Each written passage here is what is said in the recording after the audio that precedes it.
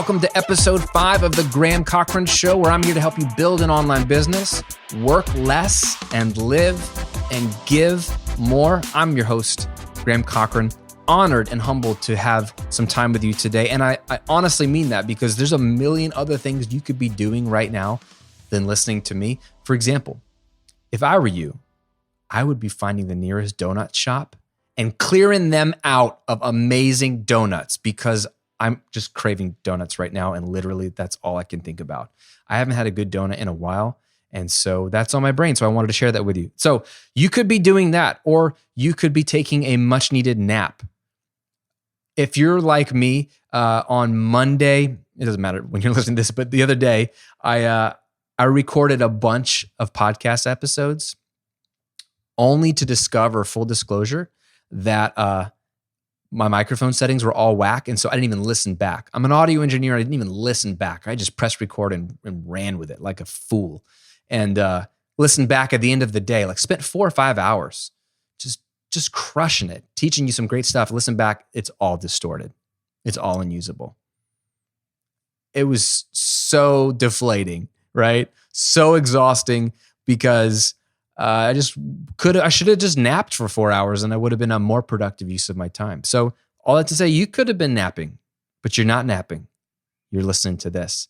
And for that, I applaud you and I'm grateful, because it means a lot.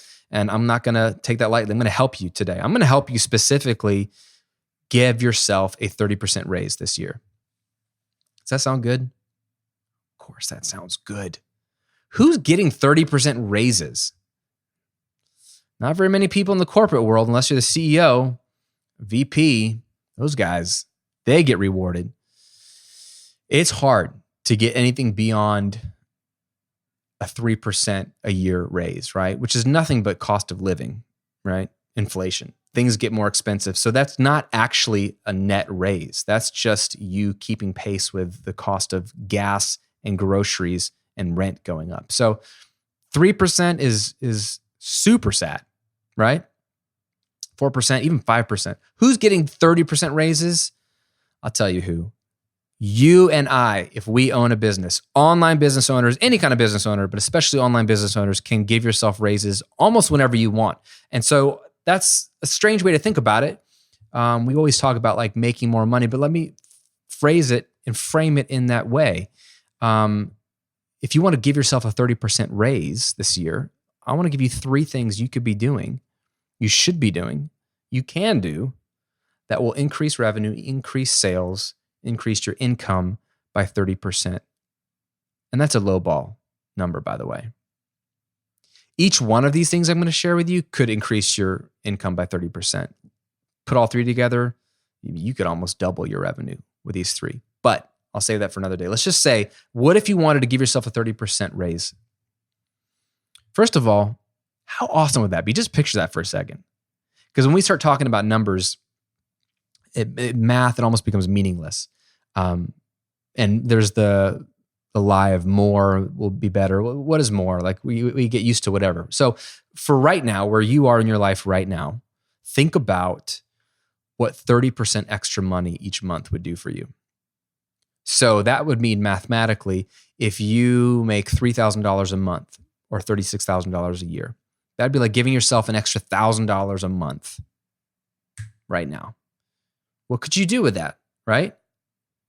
Or if you make $6,000 a month, that's like giving yourself another $2,000 a month. I mean, that's huge. That's a huge bump. What would you do with an extra $1,000 to $2,000 to $3,000 a month?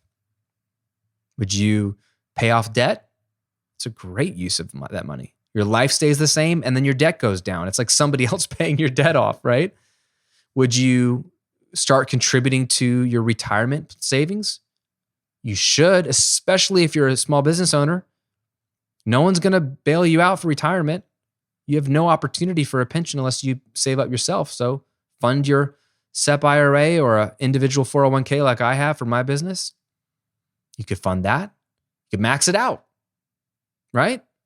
What about take a trip? People love to travel.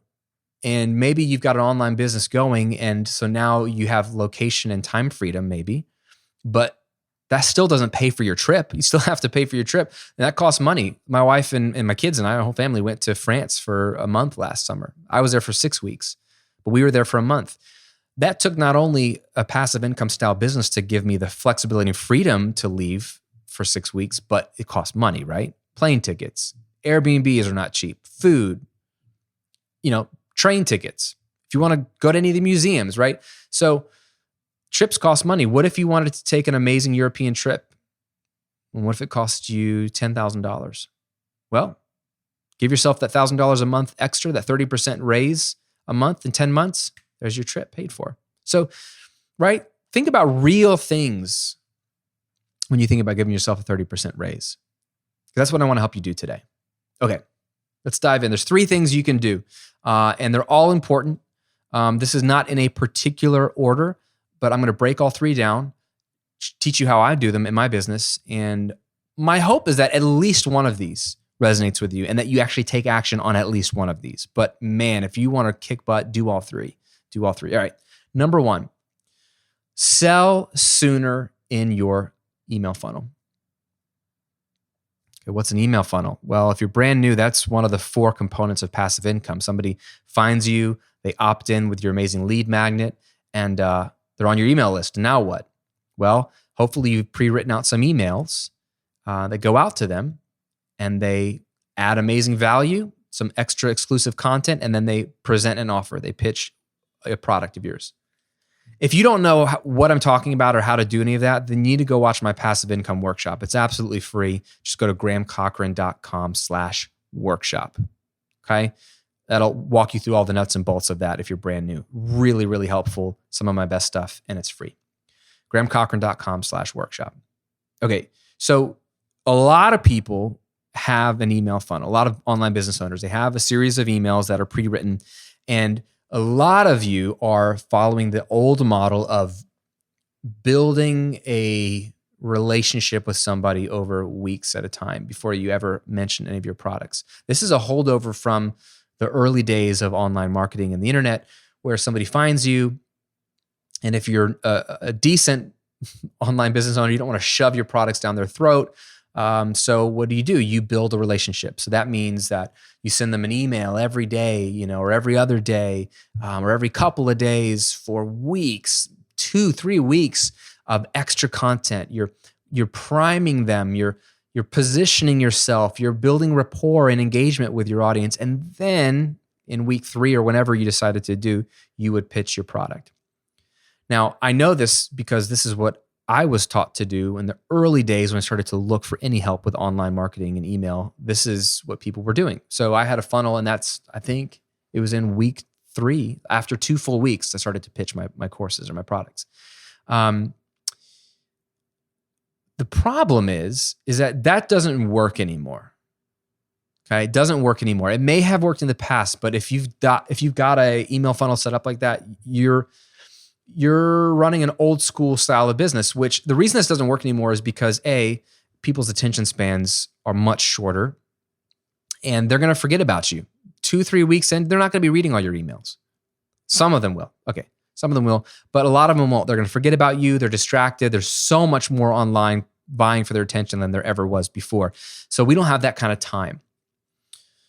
2, we have found, many of us online business owners have found that there's something called lead decay, that the longer someone's been on your email list, the less likely they are to buy something. The inverse being the truth as well, that the shorter somebody's been on your email list, the more likely they are to convert. Why is this? This makes sense if you think about it. If they just found you, they are most interested in you helping them solve their problem that led them to you in the first place. They just found you. They have a desire or a burden or a pain point or something that led them to type something in online or scroll through some podcasts and listen or watch or read your thing. They got some value out of it and they show you this by opting into your email list, by wanting to download your free thing. So they're really interested. Why would you withhold your products from these people? These are the most targeted people, the most warm leads you'll ever have are the people that just found you. So if your pitch is on day 14, it's way too long. If you want to convert more pitches, move that pitch much sooner into your email sequence, and you're more likely to convert. So for me, I went from having my first pitch in the beginning of my third week, so day 15 or day 16 or something like that, of them being on my email list, to coming on day 3.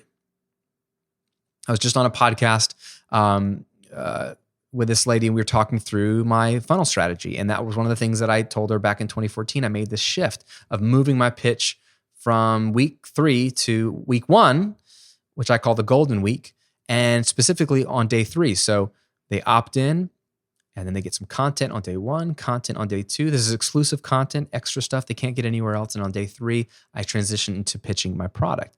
So sell sooner to your list. Move your pitch sooner, and you will literally just convert more. This one move alone easily give you a 10% raise. I think you can get a 30% boost in sales if you just move your pitch to within the first 3 days. If you're already in the first 3 days, consider doing what I did a couple years ago, which is toy with the idea of moving my pitch from day 3 to day 0, meaning they opt in. So they found me, they like my free content, they opt in for the freebie, the lead magnet, the amazing guide, or whatever it is. And then that same day, maybe minutes later, seconds later, I offer them a chance to digest some exclusive content. This could be, I've done this where they opt in for a lead magnet, and then immediately on the thank you page, they're offered a webinar that they can watch for free that goes even deeper on that topic. And then at the end of that webinar, I pitch one of my products or an offer or a bundle, something that's irresistible, right? At a really good price point. I do this all the time. So on day 0, the day they find me, they're getting a pitch, but it's still the same formula of they've ingested content, good value on your free content, good value on your lead magnet, and then you add additional value or have a really deep lead magnet that transitions into a pitch. It's natural. It's just compressing the time frame. So sell sooner, and you're going to have sales go up. So take a look at your funnel. If you've never written a funnel, then go watch my passive income workshop. Inside that workshop, I give you a formula for a 5-day funnel that you can basically copy and model that pitches on day 3. And it shows you how to do that well. So again, that workshop is at grahamcochrane.com/workshop. All right. The second thing you can do to give yourself a 30% raise this year is to promote once a month. Pitch, sell, offer something to your email list once a month. Okay. So I get questions. Maybe you've thought about this. Okay, I have an email list. What do I send them? How often do I email them? How often am I supposed to sell and pitch? Here's what you shouldn't do. You shouldn't pitch once a quarter. This is what a lot of people do. It's like a couple times a year, 3-4 times a year, they email out sheepishly to their list, hey, my course is available. Or let's just say it's not sheepish. Let's just say it's by nature of what you do. Let's say you have a course or a membership that is closed and you open it and close it a few times a year. Let's say once a quarter, which is a perfectly reasonable strategy. You open your course, you open your membership, and it's that once a quarter, those 4 times a year that you kind of have a mini launch where you're letting your list know about it. Now's the time to join, and then it closes, and then they're quiet for 3 months. You're missing a huge opportunity in those in-between months, those extra 2 months, to sell to your list. The only way we make money is by selling to our list. Now, the best way to make money online is to have an automated email funnel, like we just talked about, that adds value and pitches your core product or products automatically to new people in your list. That's where the passive income comes in. You've done the content, the content's working for you, they get the lead magnet, they opt in, they hear about your offer inside of the email thing, and they buy your digital product. That's the virtuous cycle, and it's beautiful. And that's how I make the bulk of my income. But if you want to make more money, pitch to your list once a month. So this is going to look different depending on your situation. If you only have one product, let's say it's that course you open or close 4 times a year, then you need to come up with something else to sell in the interim, okay? That could be someone else's product. You could affiliate promote one of your friend's products or someone that you really believe in. Digital products are so easy to affiliate promote, where you can get your own custom link and you can say, hey, like I got a buddy, Joe Gilder. He runs an amazing site called Home Studio Corner in the audio space.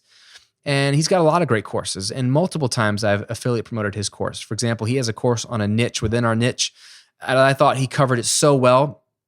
And so I email my list using an affiliate link from him where I'm like, guys, you got to go check out Joe's amazing course on X, Y, and Z.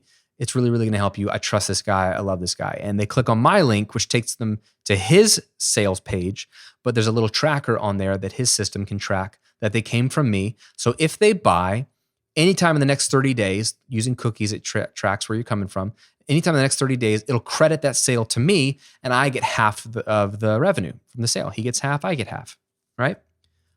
I've done affiliate deals like this where I promoted other people's courses. I've done $100,000 in an affiliate commission off of one email.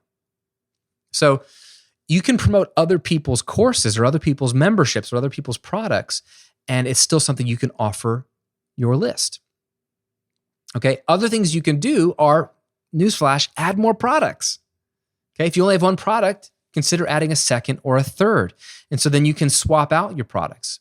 Okay, this is what I do. I promote a different product every single month on the Recording Revolution. So it might be, Mixing University. It might be Audio Income Project. It might be Total Home Recording.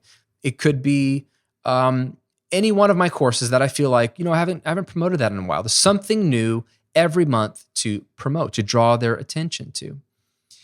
These days also, since I've built out so many products on that brand and I've sort of said my piece on a lot of my main topics, these days I'm bringing in other experts who are the best at what they do, like Taylor Swift's former manager, Rick Barker, and multi-platinum songwriter Martin Sutton, who's written, hit songs for Beyonce and his team write for all kinds of people, right? Bringing in those kind of people who are experts at what they do, that it's relevant content to my audience. They don't have an audience or they want to get in front of my audience. And I help them build out a webinar, and we sell tickets to a 1-day, 4-hour webinar that they teach, and I give them a cut of sales, and I take the bulk of the sales because it's my audience that I'm selling to. So that's something I can promote here or there for the month if it's something new. So that's like creating a product with a one-off event. So if you have multiple products, promote a different product. Cycle through your courses or your memberships. Also, you can do holiday promotions. I'm not a huge fan of discounting things, but for years, I would run 2 sales for my brand. It would be right around 4th of July, so in the middle of the year, and then it would be around Black Friday. Used to be Cyber Monday, then Black Friday, then Black Cyber Weekend, Black Friday week, whatever they're calling it these days, but around Thanksgiving, in between Thanksgiving and Christmas, right? And so I would run a discount code or just drop the price on all my products and just say like, hey, if you ever thought about buying any of my courses, this is the best time to do it. And you drive a lot of sales because it's a limited time promotion. But it gives me something to promote in July. And it gives me something to promote in November. So that could be 2 of the things you promote.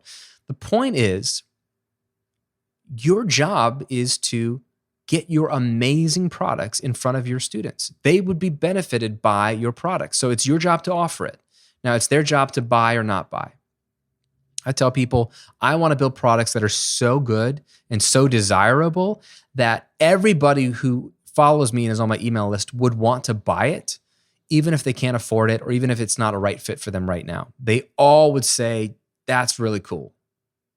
I want that. But, maybe they can't afford it right now. That's fine. I don't need everyone to buy. I don't expect everyone to buy, but I want to make stuff that's desirable to everyone.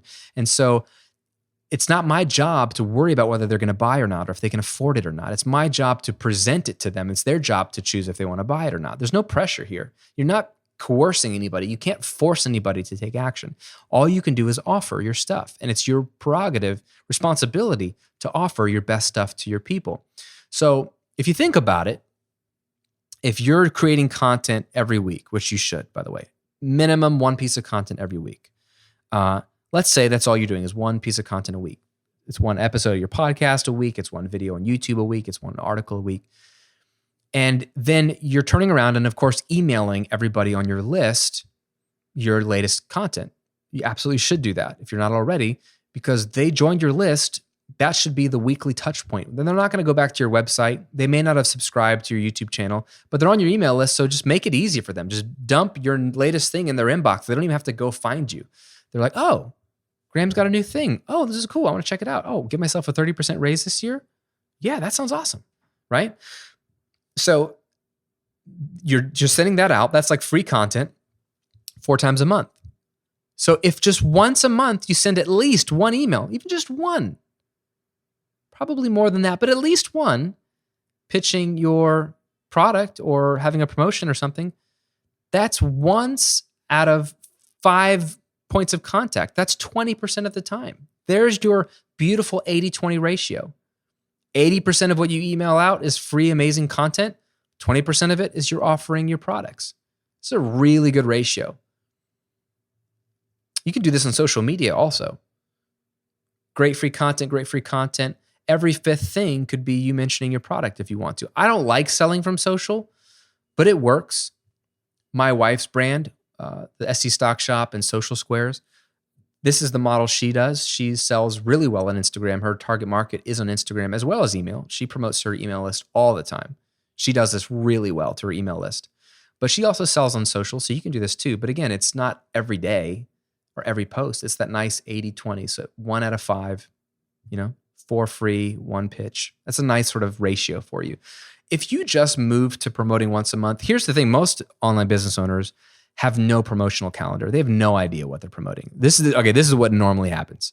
They wake up one day and they're like, oh crap, I'm out of money. Then they get it in their MailChimp or their ConvertKit and they send out an email, flash sale on my membership or on my course or on my 40% off today only. Most flash sales I see in my inbox are unintentional, lazy online business owners who are short of cash right now and they need a quick influx of $1,000, right? That's not running a business. That's you just playing business. I want you to be intentional. I want you to have a plan. This doesn't require a team. This doesn't require Asana or a scheduling program. This requires a free Google Calendar or free iCal on your phone. Goodness gracious, get an old school calendar at Staples with like actual paper. And you look at the year, you're like, okay, I have 12 months. That's 12 opportunities to pitch because Graham said once a month. So what are the 12 things I'm going to pitch? Writing them down and deciding, well, okay, on this month, I'm opening my course or I'm affiliate promoting his thing. So that I don't want to pitch something that's very similar to that the month before. So you sort of just arrange it so it all feels nice and flows nice. And you just pick for the whole year, what are your 12 promotions going to be? These don't have to be big launches. I don't believe in big launches all the time. I don't like the launch model. It burns out your team. It burns you out. It burns your list out. I'm just saying, look at a calendar and decide one thing you're going to promote every month, and that's it. Write it down and then go get a donut. Like I was telling you at the beginning of this episode, go get a donut because you've done the hard work of having a promotional calendar for the whole year. The whole year. And hey, if somebody comes to you in the middle of the year and says, oh, I've got this great product I think would be a good fit for your audience, and you really think it'd be a good fit and you want to sneak it in, you have every prerogative to change your promotional calendar. You can do whatever you want, but at least you have a plan to promote something once a month to your list. Now, are people going to unsubscribe when you promote? Absolutely. And good riddance to them. If they don't like you pitching a product, there's something wrong with them. There's nothing wrong with you. Because remember, you're not pitching all the time. You shouldn't be. You are giving value every week for free. And then once a month, you mention a product. I have people that are irritated when I pitch, and I tell them they can unsubscribe. A lot of times they stay subscribed. I'm so confused. They're still subscribed and they email me back like, stop emailing me. I don't care about your products. And like I've instructed my assistant, if he does it or me, to like email them back and say, I won't do it for him. Like I email them back and say, you can click the big unsubscribe link at the bottom of any of our emails and save yourself time. Right? Go get a donut. Click unsubscribe, go get a donut. It'll save you time. You'll be happier. You won't have to hear from me ever again. So people are going to unsubscribe. People unsubscribe for my free emails all the time. That's a natural part of having an email list is people always unsubscribing. It has nothing to do with you. It's your list self-cleansing. Unsubscribing is the best thing in the world because it's your list self-cleansing. So you don't ever look at unsubscribes, by the way. get off of any notifications of joins or unsubscribes. That's none of your business. Your business is to serve people every week with great content and then to pitch once a month, and you'll be fine. You're going to really boost your sales because you're just simply putting your amazing products in front of people more often. It's really simple, right? So we're selling sooner on our list. We're promoting once a month. And here's the final thing is offer tiered pricing. Tiered pricing. What that means is like the price of your product isn't just one thing. There are tiers that go up in price. This is one of the most mind-blowingly simple and profound things that if you're not doing, I think you'll get excited about it because it changed my world. Let me tell you, when I first started doing this, it was 2013. I can remember I was about to launch a course called the Audio Income Project. And the course was all about teaching audio engineers who have a home recording studio how to turn that into a stream of income by becoming a freelancer. Because that's what I did for a living for a long, long time was record and mix people out of my home studio. And so people are like, how do I get clients? Like, how much do I charge? So I made a whole course on all that. It's a freelancing course. I was about to roll it out. I had already built it, had a price, and I think my launch price was going to be $300. Okay. So I was going to launch it. And then I'd been thinking about this idea of tiered pricing, and I'd never done it before. I always had just one price for my courses or memberships. So I decided to try it. Again, are you seeing a pattern here? I just try things, and sometimes they work and sometimes they don't. You have the freedom to try things. It's a great way to live. So I just was like, let me try it. There's nothing bad that can happen. So I decided to make a more expensive version of the course that was $450. So 50% more expensive, okay? And what did they get in this version? Well, they got like an exclusive bonus module or bonus section that had a few really advanced high-level techniques that not everybody necessarily would want to do, but they involved a lot more of like the passive income side of thing that wasn't really relevant to all freelancers, but people who wanted to see how I made additional money with my online business, how they could do that as well. And then there's a little bit of like access to me via, I think like one email exchange or something where I could like review their site. That's what it is. I review their website and give them some pointers once they set it up. So some access to me, feedback, and this additional advanced content. And I put it out there for sale and launched it. So in my launch week, here's what happened. Actually more than half, but let's just say half of the people who bought my course during launch week went for the more expensive version. Okay? Half of them sprung for the $450 version, not the $300 version. And what that meant for me in terms of real dollars was that I made an extra $15,000 that week, an extra $15,000 from the people that bought the more expensive tier that I wouldn't have made had I only offered it in one price point. Because then all of those people would have just bought the one price point and they wouldn't have known there was anything better. It was a $15,000 decision just to add a more expensive version. And just in that launch week, that was 1 week. It's made multiples of tens of thousands of dollars, if not more, on that one course alone in the years since. And then you better believe you know what I did. I applied tiered pricing to everything I already had. I went back and like added tiers to all of my products and do that to this day. I can't even tell you how much money I'm making off of the more expensive tiers. A good example, my best-selling product of all time in the Recording Revolution brand is a $97 course called Rethink Mixing. That little course alone has done over $1 million over the years by itself. It's a great little product. Once I started adding tiers to that, I added 2 tiers to that. And that's the one thing I would say to you is have no more than 3 options. So base, more expensive, premium. 2 to 3 choices is all you want. Any more than that, it gets confusing. But there's the base price of $97, and then I offered one for $147. So again, 50% more. On average now, for years, since I created that upper tier in late 2013, immediately after that launch of the other course, again, it's 50% of my people are buying that upper tier. So if 50% of your people are spending 50% more on your upper tier, that's like giving your product a 25% boost in sales. Do you follow me? If 50% of the people buying your product are springing for the higher tier version that costs 50% more, that means you're making 25% more money on that product just by having an upper tier available. There you go. That alone will give you a 25% raise.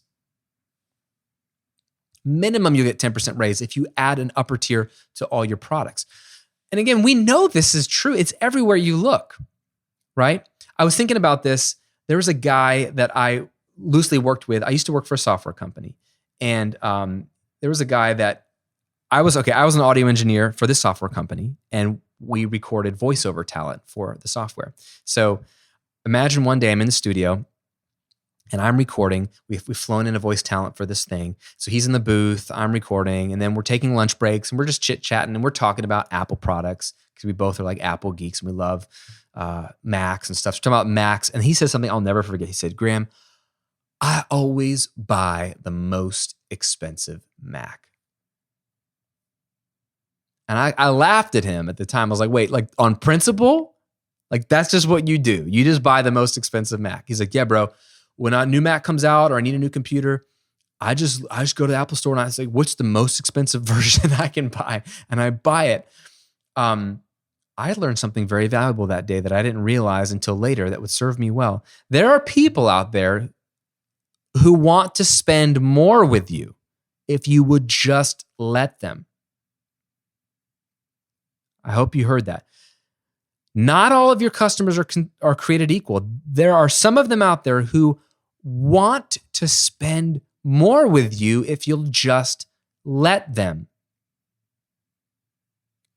They have more to spend. They value the best. They want the best. They want everything that you have.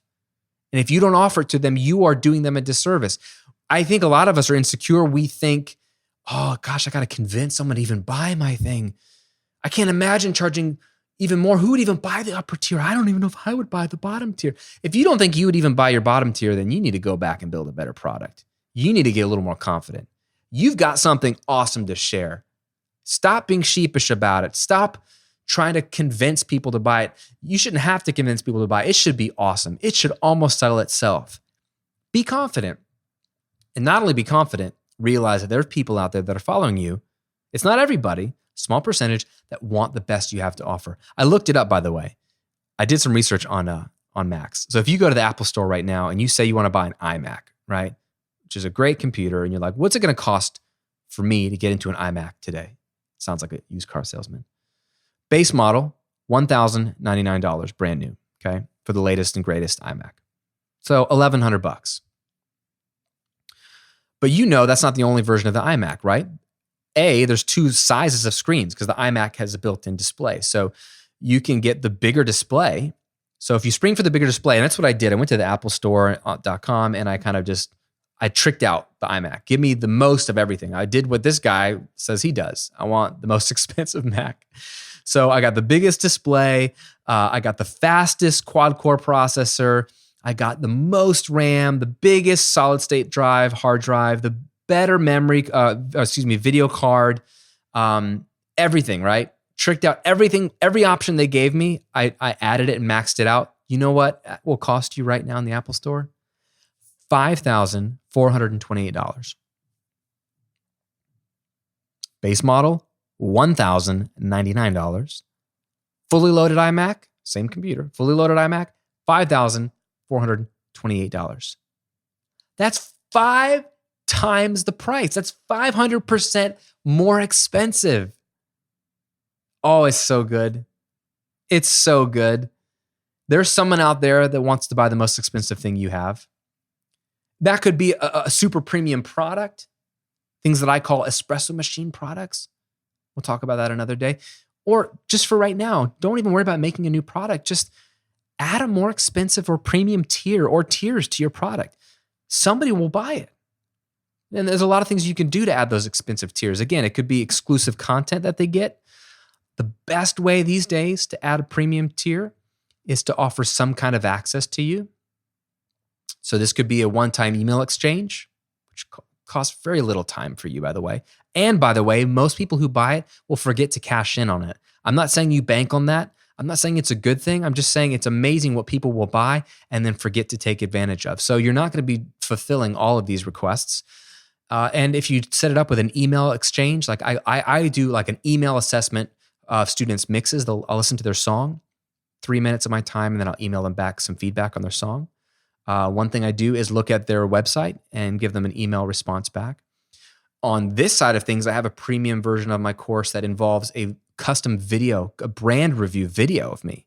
So I review their website and their branding and I actually shoot a custom video and send it to them, going through their copy, their positioning, the flow of their site, and it's a custom video from me. That might take me about 30 minutes of my time, but I charge a premium for that version of the course that it makes my hourly rate so worth it.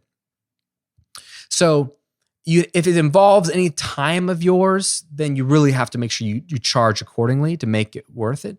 But it can be additional content. It can be a bundle. It doesn't have to be access to you.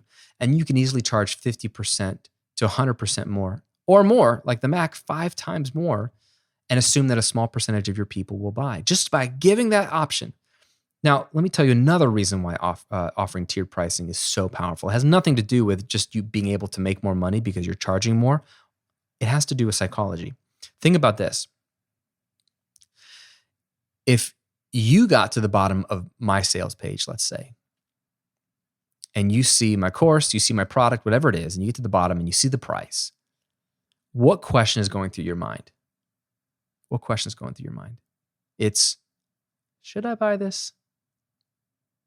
You're looking at the price, you're thinking about the benefits, you're thinking about whether it's a good fit for you, and you're internally asking, should I buy this or not? It's the question. Do I buy it or not? Yes or no? If you were to get to the bottom of my course and you saw 2 or 3 options of the course, do you know what subtly shifts in your mind? You go from thinking, this is all subtle, by the way, subconscious. You're thinking, should I buy this? To which one should I buy? Even if you haven't fully been convinced to buy it yet, that's literally your brain is trying to process the 2 or 3 choices. You're trying to figure out where you fit. Am I the base model? Am I the more expensive model? And that alone shifts you away from the yes or no type of question, which is what all salesmen want to do, is get you away from yes or no. They want to get you to which one. And that's a subtle way, just by offering. You don't have to do any hard selling. Just like, hey, here's 3 versions of the course. You pick. What's a good fit for you? They're instantly thinking differently. They're thinking, which one should I buy? Which makes them way more likely to convert.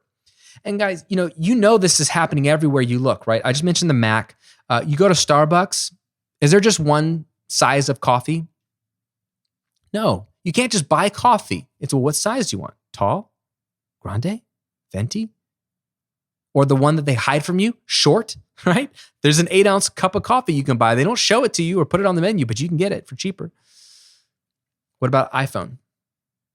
Is there just one version of the iPhone you can buy? No.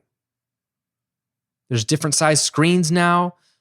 There's different cameras depending on which model you get. Even back in the day when there's only one size iPhone screen, there was never just one choice of iPhone because you could always get a bigger hard drive, which was like that was the decision back in the day, like 07, 08, 09, 2010. People were talking about what size hard drive did you get in your iPhone? And one cost more than the other because you'd run out of storage space for your photos and videos and stuff. So there's always a choice on iPhone. I was thinking about cars. Is there just one model of a car? You say like, I'm ready to buy a Honda Pilot. I'm a good family man. I'm going to go buy a Honda Pilot. Well, that's not your only decision. Now there's choices. Do you get the base model, right? Do you get the LX or do you get the extreme one, the Elite, right? The high-end one. I looked it up also. There's a 50% price difference between, like, you can get a brand new, what did I look it up? Brand new base model Honda Pilot right now in the US starting at $31,000, okay? But you can be out the door with their Elite, all tricked out version for $48,000.